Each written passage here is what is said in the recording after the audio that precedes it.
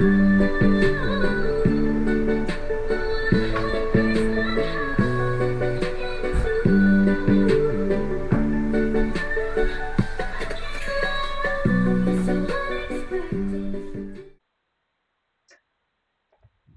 sini saya akan sedikit menjelaskan tentang stateful. Ini adalah sifat atau karakteristik atau suatu sistem, aplikasi, atau perangkat yang mempertahankan informasi atau status dari sesi sebelumnya dalam konteks teknologi. Istilah ini sering digunakan untuk menggambarkan ya, cara suatu aplikasi atau sistem menangani data atau sesi pengguna. Di sini juga ada kelebihan tentang stateful dan kekurangannya.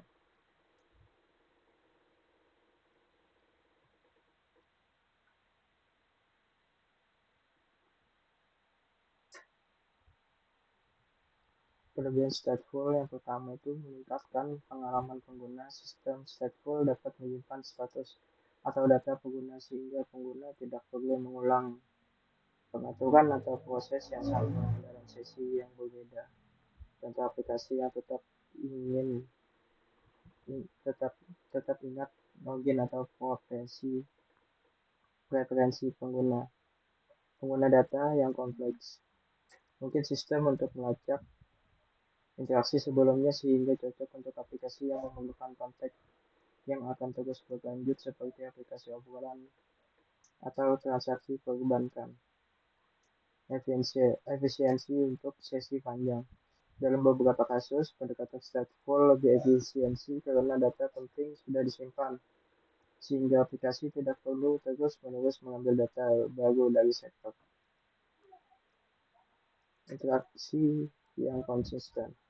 Dalam menyimpan status, sistem dapat memberikan tanggapan yang konsisten berdasarkan informasi yang sudah dimiliki. Baik, di sini juga ada kekurangan yang ingin disampaikan. Nah, yang pertama itu kompleksitas implementasi. Sistem stateful lebih sulit untuk dirancang dan diimplementasikan karena harus mengelola status dengan benar, misalnya mengganti data sesi yang kadaluarsa atau gangguan koneksi. Konsumsi sumber daya yang lebih tinggi karena status harus disimpan baik di server atau kalian. Sistem stateful biasanya membutuhkan lebih dari memori dan kapasitas penyimpanan dibandingkan sistem stateless. Ketergantungan pada server ini juga menjadi kekurangan karena status pengguna disimpan di server, maka pengguna sangat tergantung ketersediaan server. Jika server mati, data sesi dapat hilang.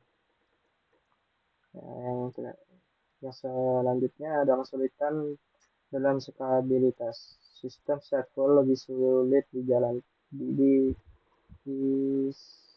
dilaksanakan terutama dalam lingkungan yang terdiri dari banyak server, misalnya cluster atau arsitektur microservice, karena status pengguna harus direplikasi dan disinkronisasi antara server. Risiko keamanan juga menjadi kekurangan di sini. Nah, status yang disimpan dapat menjadi target serangan jika tidak dilindungi dengan baik, terutama dalam sistem menangani informasi sensitif. Perbandingannya dengan stateless, stateful mempertahankan status antar sesi, contoh aplikasi perbankan yang memelihara status login pengguna. Stateless tidak menyimpan status tersebut. Setiap permintaan dianggap independen. Contohnya protokol HTTP pada dasarnya adalah status. Kapan memilih stateful? Memilih stateful itu cocok untuk aplikasi yang membutuhkan personalitas atau kontinuitas seperti aplikasi obrolan chat, sistem perbankan, game dialing. Keunggulannya memungkinkan sistem melacak koneksi atau status pengguna sehingga ideal untuk aplikasi yang membutuhkan interaksi berkelanjutan. Pilih stateless jika Anda memerlukan pelacakan status pengguna selama sesi tertentu Pengalaman menggunakan UX tergantung keberlanjutan interaksi, misalnya data sesi yang disimpan harus konsisten, koneksinya biasa stabil, dan tidak ada banyak kebutuhan untuk skala besar secara horizontal.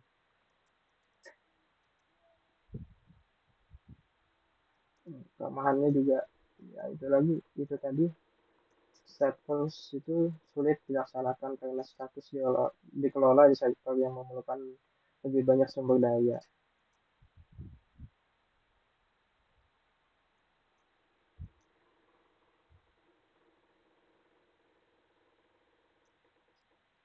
Mana yang lebih baik? Status itu baik lebih Stateful itu lebih baik digunakan untuk aplikasi yang membutuhkan pelacakan status, ya, tadi kontinuitas atau pengalaman pengguna seperti aplikasi game dan obrolan atau chat.